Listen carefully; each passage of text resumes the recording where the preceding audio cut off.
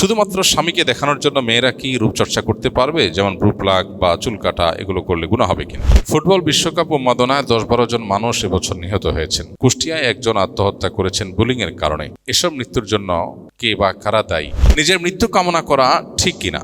কোনো স্বামী যদি তার স্ত্রীকে মরে যেতে বলে কথায় কথায়, তাহলে তার স্ত্রী কি করা উচিত?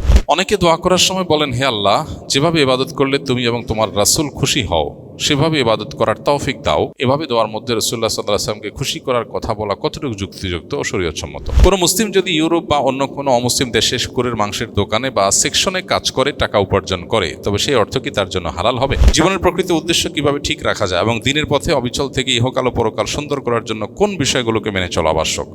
আমাদের শিক্ষা প্রতিষ্ঠান বা গ্রুপে শিক্ষকরা বিভিন্ন সময় আমলের প্রতিযোগিতার আয়োজন করে থাকেন। আমরা যদি সেই প্রতিযোগিতাগুলোতে অংশগ্রহণের উদ্দেশ্যে আমল করি, তবে তা কি রিয়া বা লোক দেখানো বা ছোট শিরকের অন্তর্ভুক্ত হবে কিনা? একজন শিক্ষার্থীর নিয়ত আমলের সঠিক অবস্থান এখানে কেমন হওয়া উচিত? প্রথম প্রশ্ন, বিসমিল্লাহ। ওয়াকফহীন মসজিদে ক্রিকেট খেলা জায়েজ আছে কিনা একটু বলবেন। খেলায় হাততালি ও হইচই কমন ভাবে থাকে।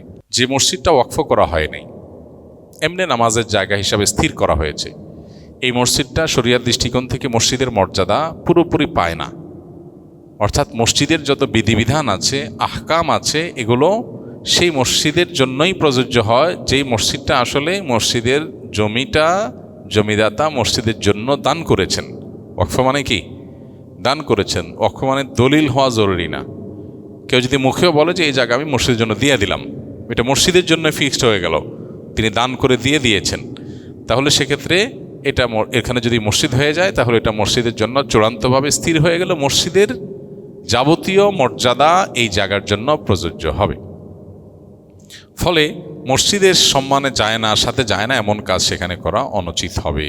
হইচই করা, চিল্লাচিল্লি করা, যেটা মসজিদের আদবের খেলাফ, সে কাজগুলো এখানে করা যাবে না। খেলাধুলা করলে হইচই হবে, মসজিদের আদব নষ্ট হবে, সেটা মসজিদের ভেতরে করা যাবে না। বিশেষ করে মসজিদের অসম্মান হয়, আদবের খেলাফ হয় এমন কোনো কাজ। কিন্তু যে মসজিদটা এখনও দান করা হয়নি মসজিদের জন্য, কারোর একটা জায়গা পড়ে আছে, তিনি বললেন এখানে নামাজ পড়েন আপনারা, নামাজের জন্য অনুমতি দিয়েছেন তিনি, সেখানে জামাত করে নামাজ পড়েন মানুষ, তো এটা মসজিদের পরিপূর্ণ মর্যাদা পাবে না। এরপরও যদি সেরকম জায়গা নিয়মিত নামাজ হয় এবং মোটামুটি নামাজের জায়গা হিসেবে সেটা মানুষের কাছে প্রতিষ্ঠিত হয়ে যায়, তাহলে সেখানেও যথাসম্ভব আদব লেহাজ বজায় রেখে চলা উচিত। এবং বিশেষ করে এই মসজিদের মতো করে যখন মানুষ ব্যবহার করা শুরু করে, সেটার দিকে খেয়াল করে মসজিদের শান আদবের খেলাফ কাজ না করা উচিত। যদি এরকম জায়গা হয়, অনেক সময় দেখা যায় যে বিশাল বড় জায়গা আছে, নামাজের সময় নামাজ পড়া হয়, স্কুলে দেখা যায় যে খেলার জায়গা আছে, মাঠ আছে, ওখানে একপাশে নামাজ পড়া হয়, তাহলে সেক্ষেত্রে বাকি জায়গায় খেলাধুলা করতে অসুবিধা নাই। মোট কথা হলো মসজিদের শান আদব এর পরিপন্থী কোনো কাজ যেন না হয়। বাকি ওয়াকফ না হলে যেহেতু মসজিদ না, অতএব মসজিদের সমস্ত বিধিবিধানও প্রযোজ্য হয় না। সেখানে শরিয়ার বিধিবিধান লক্ষ্য করে মেনে যদি খেলাধুলা করা হয়, তো সেক্ষেত্রে কোনো অসুবিধা নাই। বিশেষ করে যদি সেটা মসজিদ হিসাবে পুরো জায়গাটা স্থির হয়ে না যায়, মানুষের মধ্যে যদি মসজিদ সম্পর্কে নেগেটিভ ধারণা তৈরি না হয়, বজ্জন না হয়, ভুল বোঝাবুঝির পরিবেশ তৈরি না হয়। যেমন বললাম যে কোনো শিক্ষা প্রতিষ্ঠানের অডিটোরিয়াম অথবা ওপেন জায়গা, যেটা খেলার জায়গা হিসাবে ব্যবহার করা হয়, আবার সেখানে নামাজও হয়, কোনো অসুবিধা নাই। কিন্তু সবসময় খেলাধুলা হোক আর না হোক, নামাজের জায়গায় হোক অথবা অন্য জায়গায় হোক, সবসময় সতর ঢেকে খেলাধুলা করা, হাঁটুর আপনার উন্মুক্ত না করা, রান উন্মুক্ত না করা, যে সমস্ত বিধানগুলো আছে সেগুলো আমাদের লক্ষ্য এমনিতেই করতে হবে। ফুটবল বিশ্বকাপ উন্মাদনায় 10-12 জন মানুষ এবছর নিহত হয়েছেন। কুষ্টিয়ায় একজন আত্মহত্যা করেছেন বুলিংয়ের কারণে। এসব মৃত্যুর জন্য কে বা কারা দায়ী? প্রিয় ভাইরা আমার, খুবই দুর্ভাগ্যজনক একটা বাস্তবতা, খুবই দুর্ভাগ্যজনক একটা বাস্তবতা যে আমাদের দেশে প্রতি বছরই খেলাকে কেন্দ্র করে মানুষের প্রাণ ঝরে। ইমানদারের জীবন এত সস্তা হয়ে গেল যে কোথাকার কোন দেশের খেলোয়াড়, তারা হারলো কি জিতলো, তার জন্য আমরা মারামারিতে লিপ্ত হয়ে যাব, খুন করে ফেলবো, বন্ধুকে পানিতে চুবিয়ে মেরে ফেলেছে। এই উন্মাদনা যারা তৈরি করছেন, এই উন্মাদনাকে যারা মাত্রাহীনভাবে নিয়ে যাচ্ছেন, সীমাহীন উন্মাদনা যারা তৈরি করছেন, তারা এর দায় এড়াতে পারেন না। খেলাধুলা মানুষের জীবনের অংশ। বিনোদন মানুষের জীবনের অংশ। শরিয়ার সীমানার মধ্যে সেটা করতে শরিয়া নিষেধ করে না, কিন্তু সীমা লঙ্ঘনকারীকে আল্লাহ তাআলা পছন্দ করেন না। ইন্নাহু লা ইউহিব্বুল মুতাদিন, আল্লাহ তাআলা সীমা লঙ্ঘনকারীকে পছন্দ করেন না। আল্লাহ সীমানা ক্রস করে গেলে সেখানে অকল্যাণ আসবেই, আজ অথবা কাল। মানুষ একটা সময় হয়তো বুঝবে, কিন্তু ততদিন হয়তো দেরি হয়ে যাবে। কুষ্টিয়া বিশেষ করে যে ঘটনা ঘটেছে, গণমাধ্যম থেকে যেটুকু জানা গেল যে তার পছন্দের দল হেরে গেছে, তিনি মন খারাপ। এর মধ্যে তার যে দল প্রতিপক্ষ, তাদের সমর্থকদের বুলিংয়ের কারণে তিনি সহ্য করতে না পেরে আত্মহত্যা করেছেন। তার স্ত্রী আছেন, ছোট ছোট সম্ভবত 2টা বাচ্চা পর্যন্ত আছে। চিন্তা করা যায়, মানে এর চেয়ে বড় ট্র্যাজেডি আর কি হতে পারে? 10-12 জন মানুষ একটা দেশে মারা যাচ্ছে, সেই দেশেরও কোনো খেলা না। কোথাকার কোন দেশের খেলা? এমন দেশের সাপোর্টও করছে দেশ, যে দেশ রাষ্ট্রীয়ভাবে বলছে, ঘোষণা দিচ্ছে রীতিমতো যে আমরা ইহুদিবাদীদের সাথে আছি, ফিলিস্তিনের বিপরীতে আছি, এবং তাদের সমর্থকরা তাদের পতাকা রীতিমতো প্রদর্শন করছে গ্যালারিতে। আর মুসলমানের সন্তান তাদের জন্য পাগল পরা হয়ে যাচ্ছে। মুসলমানের সন্তান তাদেরকে সমর্থন জানিয়ে জীবন পর্যন্ত দিয়ে দিচ্ছে। এর চেয়ে দুর্ভাগ্যজনক বিষয় আর কি হতে পারে? আল্লাহ তাআলা আমাদের ভাইদেরকে হেদায়েত দান করুন। যাদের সুযোগ আছে তারা শারীরিক কসরত করবেন, ব্যায়াম করবেন, সুস্থ থাকার জন্য এটা দরকার। নবীজি সাল্লাল্লাহু আলাইহি সাল্লাম বলেছেন, আল মুমিনুল কাবিয়্যু আহাব্বু ইলাল্লাহি মিনাল মুমিনিদ দাঈফ। দুর্বল ইমানদারের চাইতে আল্লাহ তাআলার কাছে সবল ইমানদার বেশি প্রিয়। সবল ইমানদার থাকার জন্য আপনার খাদ্য, আপনার ঘুম, আপনার সব কিছু পরিমিত হওয়া দরকার, সুস্থ স্বাস্থ্যসম্মত হওয়া দরকার, হিসেব নিকেশ করে হওয়া দরকার। ফুড ভ্যালু, খাদ্য শক্তি বিবেচনা করে করে আপনার খাবার গ্রহণ করা দরকার, উপকারী জিনিস খাওয়া দরকার। কোরআনে আমাদেরকে আল্লাহ তাআলা হালাল খেতে বলেছেন, তয়্যিব খেতে বলেছেন। হালালান তয়্যিবা, এমন হালাল যেটা তয়্যিব, হালাল এবং পবিত্র। এখানে তয়্যিব শব্দের আক্ষরিক অর্থ পবিত্র হলেও তাফসিরে কুরতুবী, ইমাম কুরতুবী রাহমাতুল্লাহ আলাইহি তয়্যিব শব্দের কয়েকটা ব্যাখ্যার ভিতরে একটা ব্যাখ্যা উল্লেখ করেছেন যে যেই খাবার মানুষের দুনিয়া এবং আখিরাতে ক্ষতির কারণ হবে না সেটা। এবং ইমাম ইবনে আশুর রাহিমাহুল্লাহ তিনি তাহরির ও তানভীর এর মধ্যে লিখেছেন যে একই কথা, অর্থাৎ তয়্যিব মানে হলো যে খাবারে মানুষের দুনিয়াতেও ক্ষতির কারণ হবে না, আখিরাতেও ক্ষতির কারণ হবে না। এখন আপনি জাঙ্ক ফুড খেলেন, এমন ফুড খেলেন, এমন খাবার খেলেন যেটা তেল জাতীয়, বলতে আপনার তেলে ভাজা, যেটা অস্বাস্থ্যকর, যেটা আপনার স্বাস্থ্যকে নষ্ট করবে, যেটা অ্যাসিডিটি তৈরি করবে, যেটা আপনার শরীরের জন্য ক্ষতিকর হবে, সেই খাবার খেতে ইমানদারকে আল্লাহ উৎসাহিত করেন নাই। বরং আল্লাহ তাআলা বলেছেন এমন খাবার খেতে যেটা দুনিয়া আখিরাতে যার কোনো ক্ষতি নেই, বা ক্ষতিকর খাবার না যেটা, সেই খাবার। এই জন্য ইমানদার সুস্থ থাকার চেষ্টা করবে, সেই জন্য তার লাইফস্টাইলকে সেভাবে সাজাবে। সে অর্গানিক না হলেও চেষ্টা করবে প্রাকৃতিক খাবার খেতে। আর্টিফিশিয়াল, প্রসেসড এবং মানুষের জন্য ক্ষতিকর যে বিষয়গুলো আছে সেগুলো থেকে বেঁচে থাকার চেষ্টা করবে। কারণ সুস্থ থাকতে হলে তাকে এটা করতে হবে, আর সুস্থ থাকতে হবে কারণ আল্লাহর ইবাদত করতে হবে, কারণ তাকে জেহাদের প্রয়োজন হলে জেহাদ করতে হবে। সেজন্য ইমানদার সে চেষ্টা করবে, তারই অংশ হিসাবে, সুস্থ থাকার অংশ হিসাবে সে এক্সারসাইজ করবে, সে ব্যায়াম করবে, সে শরীরের সীমানার মধ্যে থাকে, খেলাধুলাও করবে। ইমানদার খেলা দেখবে না, খেলবে। ইমানদার প্রয়োজনে খেলবে, খেলবে আরেকজন আমি দেখব কেন, খেলবে আরেকজন, আমি না খেয়ে নাচা পাবলিক হব কেন? ছাগলের বাচ্চা কিছু দুধ খায় আর কিছু না খেয়ে শুধু নাচে, লাফায়। ইমানদার প্রয়োজন হলে সে খেলবে, সে না খেলে লাফাবে না, আরেকজনে খেলা দেখবে না। খেলা দেখবেন কেন? খেলা নিজে লাগলে শরিয়ার সীমার মধ্যে থেকে খেলবেন। এরপরেও যদি কেউ শরিয়ার সমস্ত শারায়েত মেনে যদি দেখে কোনো মাঠে খেলা হচ্ছে, আপনি দেখলেন, বা এমন কোনো জায়গা আছে যেখানে কোনো হারাম কিচ্ছু নাই, কোনো আসক্তি নাই, বহু শর্ত সাপেক্ষে সেটা জায়েজ হতে পারে। কিন্তু যে উন্মাদনা চলছে, 10-12টা মানুষের জীবন আমরা হারালাম, 10-12টা ফ্যামিলি যারা হারিয়েছে তারা জানে।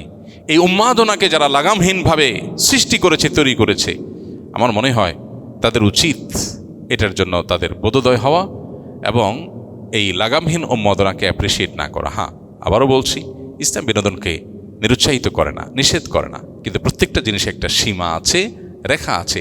অর্থহীনতা, যে কাজের পিছনে কোনো আমার কোনো লাভ নাই দুনিয়া আখিরাতে, ইসলাম সেটা আমাদেরকে করতে বলে না। ইসলাম একজন মানুষকে, একজন মুসলমানকে অর্থবহ কাজ করতে বলে। আপনি খেলাধুলা করলে আপনার শরীরে ব্যায়াম হবে, ঘাম ঝরবে, এক্সারসাইজ হলে আপনি সুস্থ থাকবেন, এটা করেন। কোনো কিছু যদি আপনার আনন্দের কারণ হয় শরীরের সীমার মধ্যে থেকে, সেটা আপনি করেন, কিন্তু সীমার বাইরে গিয়ে না। আল্লাহ তাআলা সীমা লঙ্ঘনকারীকে পছন্দ করেন না। যারা খেলাধুলার নামে এই উন্মাদনার মধ্যে লিপ্ত হচ্ছেন, এর অনাচারগুলোকে খেয়াল করছেন না, তাদের উচিত এই উন্মাদনা পরিহার করা। মিন হুসনি ইসলামিল মারই তারকুহু মা লা ইয়ানি, একজন মুসলমান ইসলাম সুন্দর হবে যখন সে অহেতুক অনর্থক কাজ পরিহার করবে। অনর্থক অহেতুক কাজ পরিহার যখন করবে, তখন তার ইসলামটা কি হবে? সুন্দর হবে। অহেতুক কাজকে ইসলাম অ্যাপ্রিসিয়েট করে নাই। শারীরিক কসরত আর খেলাধুলাকে ইসলাম হারাম করে নাই। কিন্তু ইহুদি নাসাররা বিশেষ করে যারা ঘোষণা দিয়ে বলে কয়ে ফিলিস্তিনি মুসলমানদের বিরুদ্ধে অবস্থান নিচ্ছে, ইহুদিবাদীদের এবং খুনিদের, অত্যাচারীদের পক্ষে রাষ্ট্রীয়ভাবে ঘোষণা দিয়ে রাষ্ট্র বলছে আমরা তাদের সাথে আছি, মুসলমানের বিবেক কিভাবে সায় দেয়? শুধু এরা না, একজন মানুষ অমুসলিম, আল্লাহর প্রতি বিশ্বাস নাই, কুফরি করে, আপনার ওয়ালা বারা, আল্লাহর জন্য বৈরিতে, আল্লাহর জন্য ভালোবাসা ইমানের গুরুত্বপূর্ণ অংশ, সেটার দাবি কি? এই সমস্ত মানুষগুলোর পেছনে চলা? নবী আলাইহিস সালাম যথাযথই বলেছেন, লাতাত্তাবিউন্না সুনানা মান কানা ক্বাবলাকুম, তোমাদের পূর্বের যারা ছিল তাদের পিছনে তোমরা অন্ধের মতো অনুসরণ করবে। এমন সময় আসবে, এমনকি তারা যদি 1 হাত যায় তোমরা 1 হাত যাবে, তারা 1 বিঘত গেলে তোমরা 1 বিঘত যাবে, তো তারা গিয়ে যদি গুই সাপের গর্তে ঢুকে তোমরাও গিয়ে সেখানে ঢুকবে। সাহাবীরা বলেছেন তারা কারা? ইহুদি খ্রিস্টান। নবী সাল্লাল্লাহু আলাইহি ওয়াসাল্লাম বলেছেন তারা ছাড়া আর কারা? এদের কথাই বলছি যে একটা সময় আসবে মুসলমানরা এদের পেছনে অন্ধের মতো ছুটবে। তো এই জন্য ভাই, এই অন্ধত্ব পরিহার করা দরকার এবং সীমালঙ্ঘন পরিহার করা দরকার। গ্রামে গঞ্জে আজ বড় বড় স্ক্রিনে খেলা দেখানো হচ্ছে এবং তরুণদের, কিশোরদের জুয়ার দিকে নিয়ে যাওয়া হচ্ছে। প্রতিটা গ্রামে গ্রামে এখন কম বেশি এই সমস্ত জুয়ার আসর বসছে খেলাকে কেন্দ্র করে। কোন দল জিতবে, কোন দল হারবে, বাজি ধরছে টাকা দিয়ে এবং সর্বস্ব শেষ করে ফেলছে। বেশ কিছুদিন আগে আমরা দেখেছি যে ক্যাসিনো কাণ্ডে কত প্রতিষ্ঠিত মানুষ রাস্তায় বসে গেছে। সর্বনাশ হয়ে যাওয়ার পরে আমরা হা হা করছি, আমাদের পুলিশ অনেক প্রভাবশালী নেতাদেরকে পর্যন্ত গ্রেপ্তার করেছে, অনেক অ্যাকশন নিয়েছে। কিন্তু আমাদের কিশোররা, তরুণ প্রজন্মেরা তথাকথিত এই খেলার নামে যে তারা জুয়ার ভিতরে হাবুডুবু খাচ্ছে, এই নেশা ভিতরে একবার ঢুকে যাচ্ছে, একবার এই জগতে ঢুকলে মাদকের মতো আর বের হতে পারে না। আল্লাহ তাআলার জন্য কোরআনে কারিমে জুয়া এবং মাদককে পাশাপাশি উল্লেখ করে বলেছেন যে ইন্নামাল খামরু ওয়াল মাইসিরু ওয়াল আনসাবু ওয়াল আজলামু রিজসুম মিন আমালিশ শাইতানি ফাজতানিবু। এগুলো শয়তানের কর্মকাণ্ড। শয়তান এগুলো দিয়ে মানুষের মধ্যে বিবাদ ঘটাতে চায়। এই যে 12টা মানুষের প্রাণ গেল, 10টা মানুষের প্রাণ গেল, কোরআনে আল্লাহ আগেই বলেছেন যে এই জিনিসগুলো মানুষের মধ্যে বিবাদ বিতণ্ডা তৈরি করে।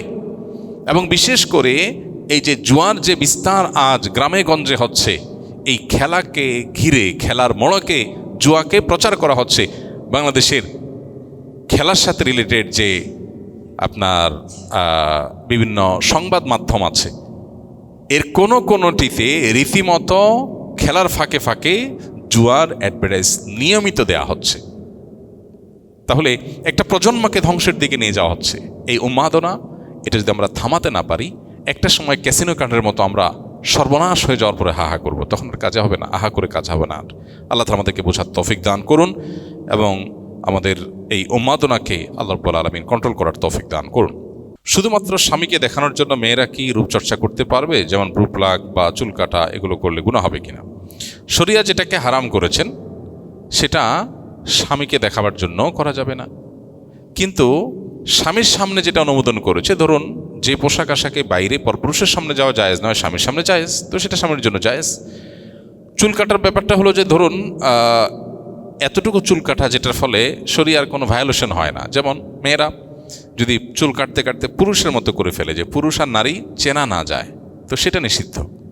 কোনো নারী যদি এমনভাবে চুল রাখে যেটা ফাঁসে কাফের মডেল নারীদের সাথে সাদৃশ্য হয়, সেটা নিষিদ্ধ।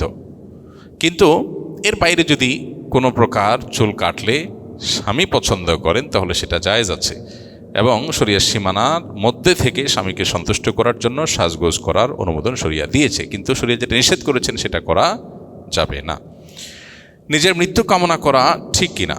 না, নিজের মৃত্যু কামনা করা ঠিক না। নবী করিম সাল্লাল্লাহু আলাইহি ওয়াসাল্লাম পরিষ্কারভাবে নিষেধ করেছেন তোমরা মৃত্যু কামনা করবে না। এজন্য মানুষ নিজের মৃত্যু কামনা করবে না।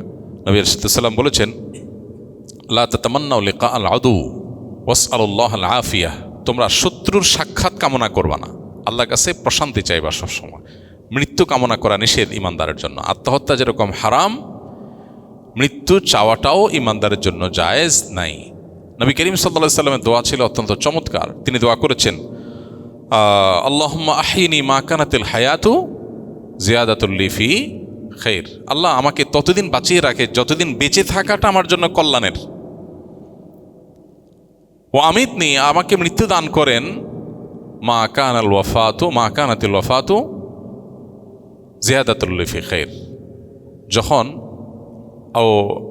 মা কানাতিল ওয়াফাতু নাজাতুন মিনাশ শার আও কামা ওয়ারাদা ফিল হাদিস, অর্থাৎ যদি আমার কখনো মৃত্যুটা আমার কোনো ক্ষতি থেকে বাঁচার মাধ্যম হয়, মৃত্যু হলে বরং আমার মুক্তি হয়, তাহলে তখন আমাকে মৃত্যু দিয়ে দিয়েন। আছে না যে না মরে বেঁচে থাকলে তিলে তিলে নষ্ট হলো, কষ্ট হলো, নানান ফিতনার মধ্যে পতিত হলো। এই জন্য নবী সাল্লাল্লাহু আলাইহি সাল্লামের দোয়াটাই ছিল যে আল্লাহ ততদিন আমাকে হায়াত দেন যতদিন হায়াতটা আমার জন্য কল্যাণের হয়, তখনই আমাকে মৃত্যু দেন যখন মৃত্যুটা আমার জন্য কল্যাণের হয়। তো এইভাবে ইমানদার দোয়া করবে। মানুষ অনেক সময় কষ্টের কারণে, হতাশার কারণে তৎক্ষণাৎ মৃত্যু চায়, আল্লাহ আমি মরে যেতে চাই, আর বাঁচতে চাই না, আমাকে তো মৃত্যু দিয়ে দাও। এগুলো রাগের কারণে হয়। রাগের কারণে মানুষ এভাবে আল্লাহর কাছে মৃত্যু কামনা করা উচিত নয়। কোনো স্বামী যদি তার স্ত্রীকে মরে যেতে বলে কথায় কথায়, তাহলে তার স্ত্রীর কী করা উচিত? স্ত্রীকে যদি মরে যেতে বলে কোনো স্বামী, সেটা সন্দেহাতীতভাবে ভালো স্বামীর কাজ না, এবং রাগের চোটে এই ধরনের কথা বলা মূর্খতা সুলভ কাজ, এটা উচিত না। অনেক সময় অনেক মেয়ে মন খারাপ করে এ সমস্ত কথা বারবার বলতে বলতে আত্মহত্যার দিকে চলে যায়। এর জন্য তখন স্বামী আল্লাহর কাছে দায়ী থাকবে। এজন্য রাগের চোটে এ সমস্ত কথা বলা একেবারেই গর্হিত কথা। বাকি কেউ যদি বলেন, তার স্ত্রীর উচিত ধৈর্য ধারণ করা, স্বামীর আনুগত্য করে, যে স্বামী যেহেতু মরতে বলছে তাহলে দেরি করে লাভ কি, সাথে সাথে স্বামীর আনুগত্য করলেন। তো এটা করলে আল্লাহর কাছে মার খাওয়া ছাড়া উপায় নাই, কারণ লা তাআতা লি মাখলুকিন ফি মাসিয়াতিল খালিক, আল্লাহর অবাধ্য হয়ে সৃষ্টি জগতের কারোর কথা শোনা যাবে না। সেটা স্বামীরও না, সেটা মা বাপেরও না। আল্লাহর কথার উপরে কারো নির্দেশ নেই। আল্লাহ তাআলা আত্মহত্যাকে হারাম করেছেন, বিধায় কেউ বললেও সেটা করা যাবে না। অভিমান করেও স্বামীর কথা এরকম কাজ করা যাবে না, বরং সবর করতে হবে, সম্ভব হলে তাকে বোঝাতে হবে। দাম্পত্য জীবনে এই অশান্তি বা কষ্ট, এই যে টিজ বা অত্যাচার, এগুলা একটা সময় থাকে না। প্রায় শতভাগ ফ্যামিলিতে, খুব রেয়ার কেস থাকতে পারে, শতভাগ ফ্যামিলিতেই সাধারণত একটা সময় এগুলো আর থাকে না। যে স্বামীটা এত কষ্ট দিচ্ছে, এই স্বামীটাই এক সময় হয় ফেরেশতা হয়ে যায়, আর না হলে দমে যায়, আর না হলে থেমে যায়। কোনো না কোনোভাবে হবেই। আর যদি নাও থামে, মৃত্যু পর্যন্ত আপনি এর কষ্ট সহ্যই করে গেলেন, তো আখেরাত তো আছে, সেখানে তো আর সে আপনাকে কষ্ট দিতে পারবে না। সেখানে তো কষ্টের বিচার হবে, সেখানে তো আপনি ঠিকই বিনিময় পাবেন। ইমানদারের সান্ত্বনা আছে, সেজন্য সে বেসবর হবে না। অনেকে দোয়া করার সময় বলেন, হে আল্লাহ, যেভাবে ইবাদত করলে তুমি এবং তোমার রাসূল খুশি হও, সেভাবে ইবাদত করার তৌফিক দাও। এভাবে দোয়ার মধ্যে রাসূলুল্লাহ সাল্লাল্লাহু আলাইহি ওয়াসাল্লামকে খুশি করার কথা বলা কতটুকু যুক্তিযুক্ত ও শরীয়তসম্মত? আমরা ইবাদত করব কাকে খুশি করার জন্য? আল্লাহকে খুশি করার জন্য। আর কোন পদ্ধতিতে ইবাদত করব? রাসূল করিম সাল্লাল্লাহু আলাইহি ওয়াসাল্লাম বাতানো পদ্ধতিতে ইবাদত করব। ইসলাম সম্পর্কে আমাদের মৌলিক ধারণা না থাকার ফলে আমরা এমন কথা বলি যেটা আমাদের ঈমানের সঙ্গে অসঙ্গতিপূর্ণ। যেমন আমরা অনেক সময় বলি যে আল্লাহ এবং তার রাসূল, আল্লাহ রাসূল চাইলে হবে, আল্লাহ রাসূলের দোয়ায়, আল্লাহ রাসূলের দয়ায়। আল্লাহকে এবং রাসূলকে একাকার করে ফেলা, এটা হলো ঈমান সম্পর্কে একেবারে মৌলিক জ্ঞান না থাকার ফলে হয়। এটা খুবই গর্হিত কাজ। এক ব্যক্তি নবীজি সাল্লাল্লাহু আলাইহি সাল্লামের সময় এমনভাবে বলেছেন যে আল্লাহ এবং তার রাসূলকে একাকার করে ফেলেছে। তখন নবীজি সাল্লাল্লাহু আলাইহি সাল্লাম বলেছেন, বিইসাল খাতিবু আন্ত, তুমি খুব বাজে বক্তা, কারণ তুমি তোমার বক্তব্যে আল্লাহর সাথে আমাকে গুলিয়ে ফেলেছ। আল্লাহ হলেন সৃষ্টিকর্তা, আর মুহাম্মদ সাল্লাল্লাহু আলাইহি সাল্লাম হলেন তার রাসূল এবং দাস, বান্দা, সৃষ্টি। তিনি সকল সৃষ্টির সেরা, এতে কোনো সন্দেহ নাই। কিন্তু তাই বলে তাকে আল্লাহর সমান, আল্লাহর সমকক্ষ সাব্যস্ত করা একেবারেই গর্হিত কাজ। তো এইভাবে বলা যাবে না যে আমি, হে আল্লাহ, যেভাবে ইবাদত করলে তুমি আর তোমার রাসূল খুশি হও সেভাবে ইবাদত চাই। আমরা ইবাদত করব আল্লাহর খুশির জন্য। হ্যাঁ, এখানে যেহেতু যেভাবে বলেছেন, এখানে খুশি হওয়ার একটা মিনিং হতে পারে যে আল্লাহ যেই পদ্ধতিতে ইবাদত তোমার রাসূল করতে বলেছেন, যেটা ব্যাপারে তার সম্মতি আছে, সেটা যেন করতে পারি। যেভাবে করলে তিনি খুশি হবেন, মিনিং যদি এটা হয় তাহলে ঠিক আছে। তারপরেও এরকম দ্ব্যর্থবোধক কথা যেটাতে খারাপ অর্থ হতে পারে, এই কথা না বলে আল্লাহ আপনার সন্তুষ্টির অনুযায়ী ইবাদতের তৌফিক দান করেন, আপনার রাসূলের আনুগত্যের তৌফিক দান করেন, বাস এভাবে বললে সেটা বেশি ভালো এবং নিরাপদ। কোনো মুসলিম যদি ইউরোপ বা অন্য কোনো অমুসলিম দেশে শুকরের মাংসের দোকানে বা সেকশনে কাজ করে টাকা উপার্জন করে, তবে সেই অর্থ কি তার জন্য হালাল হবে? অবশ্যই হালাল হবে না, বরং হারাম হবে। কারণ শুকর এটা নাজিসুল আইন বা মজ্জাগতভাবে, মূলগতভাবে নাপাক। ফলে শুকরের গোশত কেনাবেচা, রান্না কিংবা রান্না করা খাবার সার্ভ করার কাজে যদি কেউ চাকুরি করেন, যেমন অমুসলিম প্রধান দেশগুলোতে আমাদের ভাই ব্রাদাররা যারা ফুড ডেলিভারিতে কিংবা কোনো আপনার রেস্টুরেন্টে কাজ করেন, যদি একেবারে নির্দিষ্ট করে এই সেকশনেই তিনি কাজ করেন, তার উপার্জন হারাম হবে। তার উচিত তার চাকরি জবটাকে সুইচ করা, এমন কোনো জায়গায় যাওয়া যেখানে তার সরাসরি হারাম খাবার প্রস্তুত করা, সার্ভ করার কাজে তাকে সেবা দিতে না হয়। কেউ হয়তো মনে করতে পারে যে আমি নিজে তো খাচ্ছি না। হ্যাঁ, আপনি নিজে খাচ্ছেন না, এটা ভালো কথা, কিন্তু যখন আল্লাহ রাব্বুল আলামিন কোনো কিছুকে হারাম করেন, সেটা কেউ খাবে তাকে রেডি করে দিলেন, এটাও অপরাধ। একজন খুন করে নাই, কিন্তু খুনিকে ছুরিটা ধার দিয়ে আগায় দিস। কি বলেন?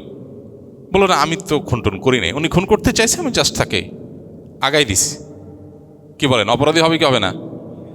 ঠিক একইভাবে আল্লাহ বলেছেন তাআওয়ানু আলাল বিররি ওয়াত তাকওয়া ওয়ালা তাআওয়ানু আলাল ইসমি ওয়াল উদওয়ান। তোমরা পাপের কাজে, সীমালঙ্ঘনের কাজে কেউ কারোর সহযোগিতা করবে না। অনেকেই আছেন বলেন আমি তো করি নাই। একজন পূজা করছে, শিরক করছে আল্লাহর সাথে, আপনি সেখানে চাঁদা দিছেন, টাকা দিছেন, তাহলে ওই খুন করার জন্য পিস্তল কিনে দিছেন। বুঝেন নাই? পিস্তল কিনে দিছেন, বলছেন আমি তো খুন করি নাই, আমি তো নিজে শিরক করি নাই, শুধু আমার বন্ধু দোস্ত মানুষও চাইছে, কেমনে মানা করি, এই জন্য দিলাম। এজন্য আমরা একসাথে ব্যবসা করি, উনি পূজা করবেন, সেজন্য আমি চাঁদা দিছি। আরে ভাই, ওনার পূজা উনি করুক, ইসলাম তার পূজা তাকে করতে আপনাকে বাধা দিতে দেয় নাই, বলে নাই। কিন্তু এর মানে এই না যে আপনি সেখানে ভালো শাস্তি গিয়ে টাকা দিয়ে চাঁদা দিবেন। ঘরে ঘরে আজ মুসলমানদের মধ্যে এই ব্যাধি যে অন্যায় নিজে করছে না, কিন্তু সে প্রত্যক্ষভাবে অন্যায়ের কি করছে, সহযোগিতা করছে, সেটাও হারাম। এটা জায়েজ নাই, বিকল্প পথ আমাদের খুঁজে বের করতে হবে। আমি জানি যে মাসআলা দিয়ে দেওয়া যত সহজ, আমাদের ভাইদের জন্য এগুলো আমল এত সহজ না। কারণ বিদেশে বাড়িতে জব চাইলেই পাওয়া যায় না, রেস্টুরেন্টে জব অনেক ইজি পাওয়া যায়, অনেকের জন্য কঠিন। ভাই, জান্নাত তো যেতে হবে, একটু কঠিন, একটু কষ্টের কাজ না করেই আপনি আল্লাহর কাছে কি মুখে জান্নাত আদায় করবেন, চাইবেন? নিশ্চয়ই জান্নাতে যেতে কিছু না কিছু স্যাক্রিফাইস আমাদের করতেই হবে। আল্লাহ আমাদেরকে তৌফিক দান করুন। আমাদের শিক্ষা প্রতিষ্ঠান বা গ্রুপে শিক্ষকরা বিভিন্ন সময় আমলের প্রতিযোগিতার আয়োজন করে থাকেন। আমরা যদি সেই প্রতিযোগিতাগুলোতে অংশগ্রহণের উদ্দেশ্যে আমল করি, তবে তা কি রিয়া বা লোক দেখানো বা ছোট শিরকের অন্তর্ভুক্ত হবে কিনা? একজন শিক্ষার্থীর নিয়ত আমলের সঠিক অবস্থান এখানে কেমন হওয়া উচিত? আল্লাহ রাব্বুল আলামিন আমাদেরকে বলেছেন ফাস্তাবিকুল খায়রাত, মানে খয়রাতের কাজে কম্পিটিশন করো।